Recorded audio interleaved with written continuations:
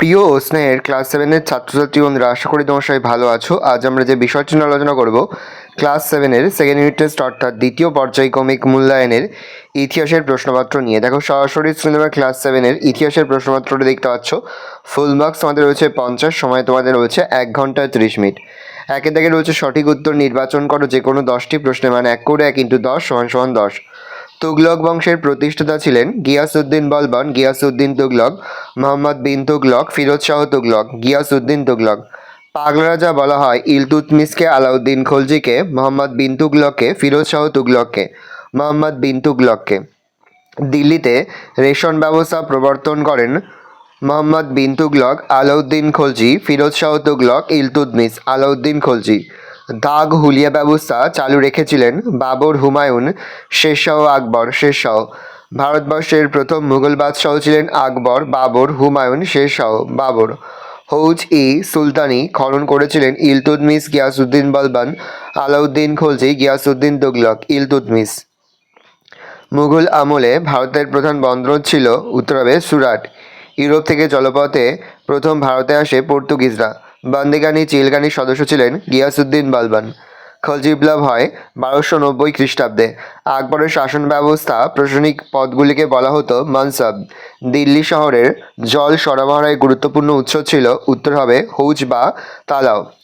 দুয়ে দাগে অতি সংক্ষিপ্ত নিচের প্রশ্নগুলির উত্তর দাও যে কোনো 10টি প্রশ্নের, মানে 1 করে 1 × 10 = 10। মোহাম্মদ ঘুরি কত খ্রিস্টাব্দে মারা যান? 1206 খ্রিস্টাব্দে। খলজি বংশের প্রতিষ্ঠাতা কে ছিলেন? জালালউদ্দিন ফিরোজ খলজি। পানিপথর প্রথম যুদ্ধ কত খ্রিস্টাব্দে হয়? 1526। কবে কাদের মধ্যে ঘরকরা যুদ্ধ হয়? 1529 খ্রিস্টাব্দে বাবর ও আফগানদের মধ্যে ঘরকরা যুদ্ধ হয়েছিল। দামিন-ই-ইলাহি কি? সুলহ-ই-কুল আদর্শের ভিত্তিতে আকবর একটি ব্যক্তিগত মতাদর্শ গড়ে তুলেছিলেন যাকে বলা হয় দীন-ই-ইলাহি। পানিপথের দ্বিতীয় যুদ্ধ কবে কাদের মধ্যে হয়েছিল এবং কে পরাজিত হয়েছিলেন? 1556 খ্রিস্টাব্দে আকবরের অভিভাবক বৈরাম খাঁ ও হিমুর মধ্যে হয়েছিল, হিমু পরাজিত হয়েছিলেন।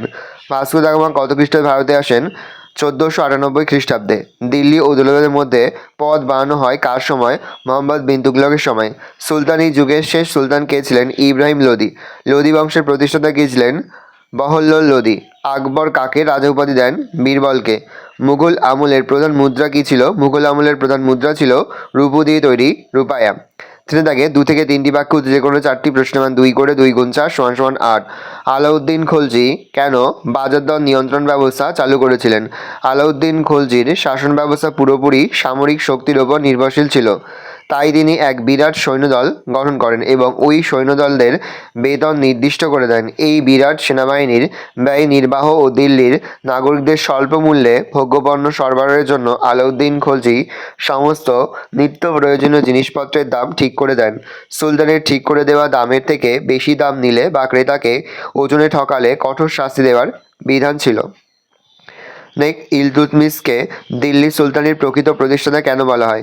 সদ্য গড়ে ওঠা সুলতানি সাম্রাজ্যকে ইলতুৎমিশ কৌশলে দৃঢ় ভিত্তির ওপর প্রতিষ্ঠা করেছিলেন। তিনি ক্রমাগত যুদ্ধ করে বিদ্রোহীদের দমন ও মঙ্গোলদের সঙ্গে সরাসরি যুদ্ধ করার সম্ভাবনা এড়িয়ে কৌশলে দিল্লি সুলতানিকে রক্ষা করেছিলেন। এই কারণে তাকে দিল্লি সুলতানির প্রকৃত প্রতিষ্ঠাতা বলা হয়। পাট্টা ও কাবুলিয়ত কি? দিল্লির সিংহাসনে বসার পর শেরশাহ রাজস্ব ব্যবস্থার ক্ষেত্রে পাট্টা ও কাবুলিয়ত দুটি ব্যবস্থা চালু করেন। পাট্টা, জমিতে কৃষকদের শর্ত স্বীকার করে শেরশাহ কৃষকদের যে দলিল দিতেন তাকে পাট্টা বলা হয়।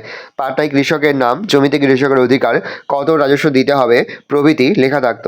কাবুলিয়ত, কৃষক নির্দিষ্ট রাজস্ব দেওয়ার কথা কবুল করে রাষ্ট্রকে দলিল দিত, তা কাবুলিয়ত নামে পরিচিত। সিজদা ও পাইবস কি? সিজদা ও পাইবস এই দুটি ছিল পারসিক প্রথা। দিল্লির সুলতান গিয়াসউদ্দিন বলবন নিজের রাজকীয় ক্ষমতা জাহির করার জন্য এই দুটি রীতি চালু করেছিলেন। সিজদার অর্থ হলো সুলতানকে সাষ্টাঙ্গে প্রণাম করা, আর সুলতানের পদযুগলকে চুম্বন করাকে বলা হতো পাইবস। এগুলো ছিল সুলতানের সার্বভৌম ক্ষমতার প্রতীক।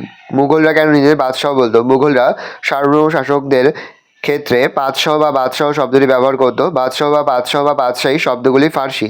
পাদ শব্দের অর্থ প্রভু এবং শাহ শব্দের অর্থ শাসক বা রাজা। এই দুটি শব্দ এখানে যোগ হয়েছে। খুব শক্তিশালী শাসক বোঝানোর জন্য পাদ এবং শাহ শব্দ দুটি একসঙ্গে ব্যবহার করা হয়েছে। মুঘল সম্রাট নিজেদের শক্তিশালী শাসক হিসাবে বোঝানোর জন্য নিজেদের বাদশাহ বলতো। 1507 খ্রিস্টাব্দে বাবর কাবুলে থাকার সময় পাদশাহ উপাধি নেন।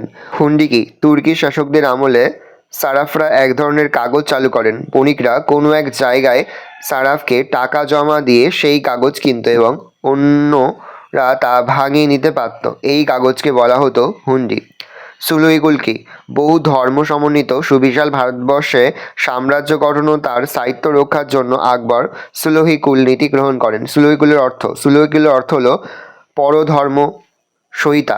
এই নীতি অনুযায়ী যে কোনো ধর্মের মানুষই স্বাধীনভাবে নিজ নিজ ধর্মাচরণ করতে পারবেন। রাষ্ট্র কারোর প্রতি পক্ষপাত করবেন না। সুলহিকুল নীতি বাস্তবায়ন হিসাবে আকবর দ্বি-নিলাহি প্রবর্তন করেন। নেক্সট 4 দাগে সংক্ষিপ্ত উত্তর দাও যে কোনো 4টি প্রশ্নের মান 3 করে 3 গুণ 4 সমান 12। খলজি বিপ্লব কি? 1290 খ্রিস্টাব্দে হিন্দুস্তানি মুসলমানদের নেতা ও সাম্রাজ্যের প্রধান সেনাপতি জালালউদ্দিন ফিরোজ খলজি বালবানের বংশধর অসুস্থ কায়কোবাদ ও শিশু কায়ুমার্সকে হত্যা করে দিল্লির সুলতান হন। এই ঘটনাকে খলজি বিপ্লব বলা হয়। এর ফলে দিল্লিতে ইলবাড়ি তুর্কি অভিজাতদের ক্ষমতা চলে যায়। তার বদলে খলজি তুর্কি ও হিন্দুস্তানিদের ক্ষমতা বেড়ে গিয়েছিল। ইকতা কি? ইকতাদার কাদের বলা হয়? ইকতা দিল্লির সুলতানরা বিভিন্ন রাজ্য জয় করে তাদের সাম্রাজ্যের আয়তন বাড়িয়েছিলেন। সুলতানরা যেসব রাজ্য জয় করতেন সেই রাজ্যগুলি এক একটি প্রদেশের মতো ধরে নেওয়া হতো। এই প্রদেশগুলিকে বলা হতো ইকতা। ইকতাদার দায়িত্বে থাকতেন একজন সামরিক নেতা, তাকে বলা হতো ইকতাদার বা মুক্তি বা ওয়ালি। ইকতাগুলি থেকে কর আদায় করা এবং শান্তি শৃঙ্খলা বজায় রাখার দায়িত্ব থাকত ইকতাদারদের ওপর। ইকতাদাররা সম্পূর্ণভাবে সুলতানের নিয়ন্ত্রণে থাকতেন। 12 ভূঁইয়া কাদের বলা হয়?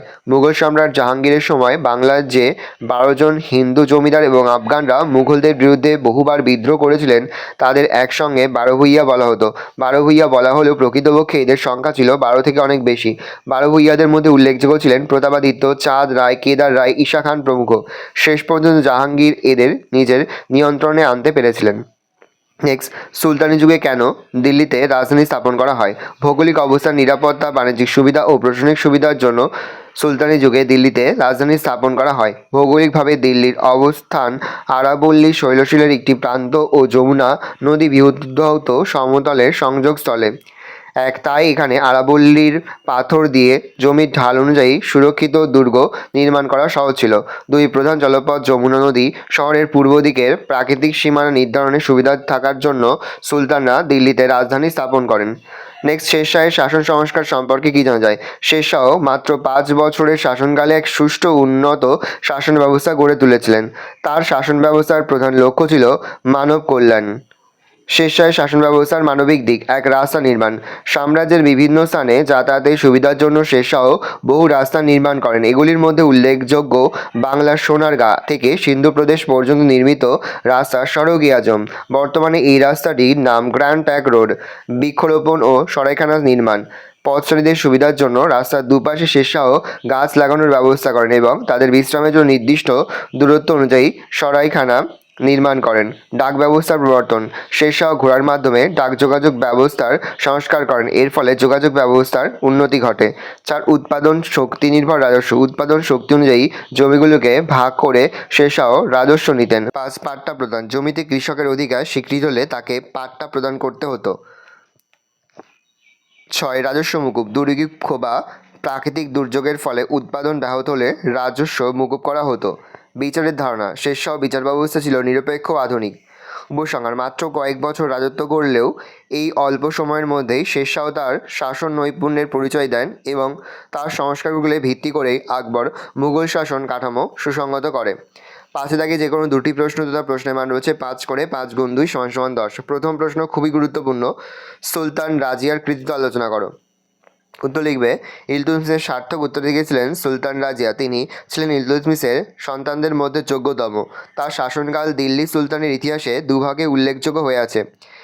এই প্রথম ও শেষবার একজন নারী সুলতান পদে বসেছিলেন এবং বান্দিগানি চিহেলগানি বা 40 চক্রের সদস্যদের মধ্যে সম্পর্ক জটিল আকার ধারণ করলে তার বিরুদ্ধে ষড়যন্ত্র শুরু হয়েছিল।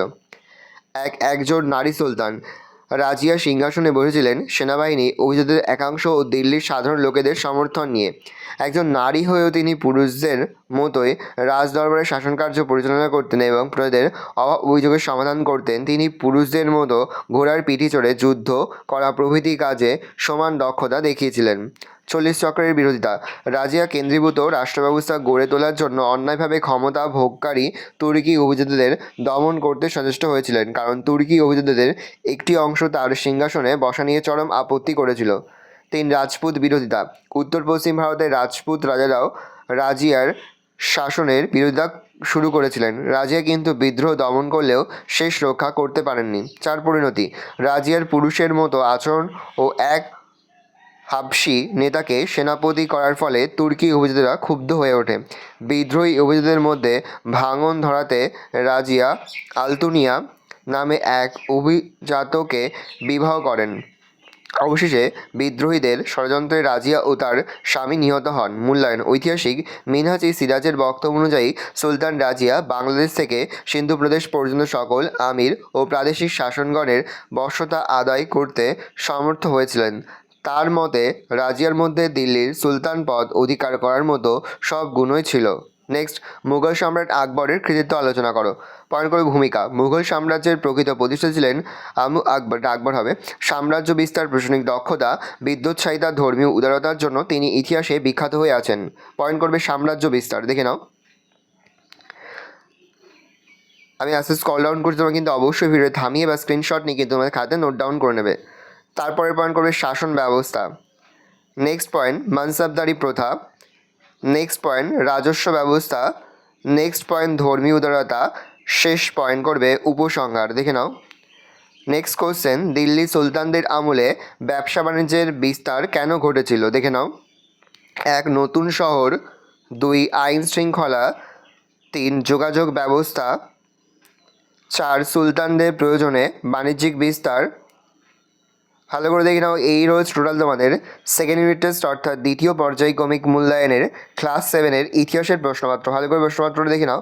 আশা করি ভিডিওটা ভালো লেগেছে। ভিডিওটা ভালো লাগলে ভিডিওকে লাইক করতে ভুলবে না। আমার নতুন হওয়া তাহলে সাবস্ক্রাইব প্রেস করে পাশে বেল আইকন প্রেস করার জন্য নতুন কোনো ভিডিও আপলোড করি সবার ফার্স্ট নোটিফিকেশন পেয়ে যাও। আর এই ভিডিওটি তোমার বন্ধু বান্ধবী আত্মীয়স্বজন সবার মধ্যে কিন্তু অনেক শেয়ার করে দিতে বছর ক্লাস 7-এ পড়ছে। আমরা কিন্তু ইতিমধ্যে ক্লাস 7-এর প্রতিটি বিষয়ের কিন্তু সেকেন্ড ইউনিট টেস্টের সিলেবাস, প্রশ্ন এবং নমুনা প্রশ্নপত্র কিন্তু আপলোড করুন। তার পাশাপাশি প্রতিটি বিষয়ের কিন্তু অর্থভিত্তিক সাজেশন কিন্তু আপলোড করে দিতে এখনও পর্যন্ত সেই ভিডিওগুলো না দেখে থাকো, ভিডিওগুলো কিন্তু তাড়াতাড়ি দেখে তোমাদের সকলকে জানাই আগাম পরীক্ষার অনেক শুভেচ্ছা এবং অভিনন্দন। আশা করি সকলের পরীক্ষায় খুব ভালো হবে। কোনো প্রশ্নের উত্তর লিখতে বা বুঝতে যদি কোনো রকম অসুবিধা হয় তাহলে কিন্তু নির্দ্বিধায় কমেন্ট করে জানাতে একদমই ভুলবে না। ভালো করে দেখে নাও।